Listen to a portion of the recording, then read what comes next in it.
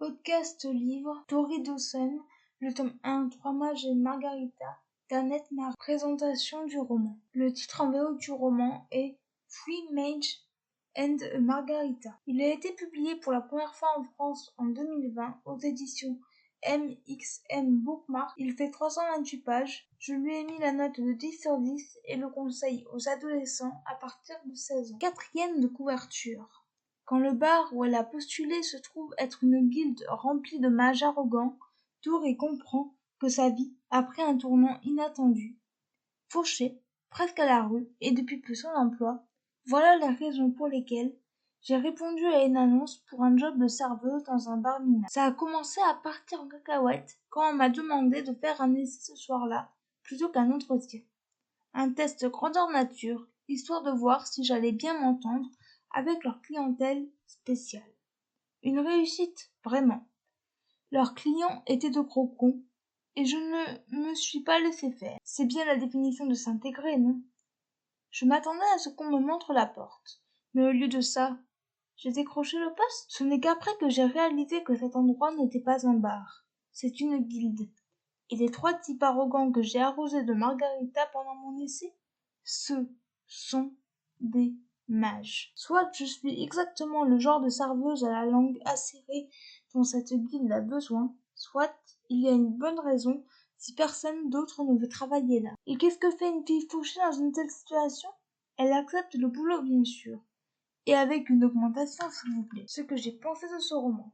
Tout d'abord, j'ai reçu ce roman grâce au blog tour organisé par Delia, du blog Between Dreams and Reality, dont je vous mettrai le lien dans la barre d'infos. Je remercie Delia et les éditions MXM Bookmark pour leur confiance. J'ai bien aimé cette lecture. Pour la petite histoire, nous suivons Tori, qui est une jeune étudiante qui habite avec son frère. Elle a du mal à trouver du travail et va se retrouver embarquée dans une aventure qui va la chambouler. Les personnages sont assez classiques et attachants. Tori est une jeune étudiante qui essaye de trouver du travail à Vancouver. Elle a un seul caractère et ne se laisse pas marcher sur les pieds. Il va lui arriver tout un tas d'aventures. Aaron, Kai et Ezra, 3 jeunes hommes que Tori va rencontrer dans un bar, ont chacun une personnalité bien différente. Aaron est arrogant et fait partie d'une famille arrogante. Il est arrogant et n'arrête pas de lancer des piques à l'héroïne. Kai est un coureur de jupons. Il change de femme chaque jour de la semaine. C'est un grand ami d'Aaron. Ezra est l'exact opposé des 2 autres. Il est calme, sensible. Il ne voit pas d'un œil, mais cela ne l'empêche pas de se battre. Il est proche de Tori. Clara est l'adjointe du bar où travaille Tori. Elle cherche une barmaid au début du récit. Justin, le frère aîné de Tori, est policier. Pour lui, il est possible qu'il y ait de la magie dans la ville. Il protège sa sœur et cherche à ce qu'elle démissionne de son poste. Les autres personnages servent à l'intrigue et sont hauts en couleur. L'intrigue est simple, efficace. Elle prend son temps, mais quand l'action démarre, on ne peut plus lâcher le roman. L'écriture d'Annette Marie est correcte. Les chapitres sont de longueur inégale.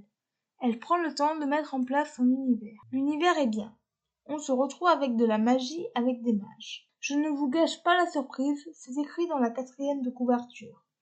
Nous avons envie de découvrir cet univers qui est prometteur. La fin donne envie de connaître la suite. En bref, une très bonne découverte. Je remercie encore une fois Delia et la maison d'édition pour leur compte. Pour une fois, il n'y aura pas d'extrait du livre. Les points forts du roman, les personnages, l'univers, l'écriture, l'intrigue et la fin. Les points faibles de ce roman, il n'y en a pas. Voilà, c'en est tout pour ce podcast. J'espère qu'il vous aura plu. N'hésitez pas à me donner votre avis et vos commentaires sur YouTube, à vous abonner à la chaîne. Et je vous retrouve très bientôt pour un nouveau podcast. Ciao.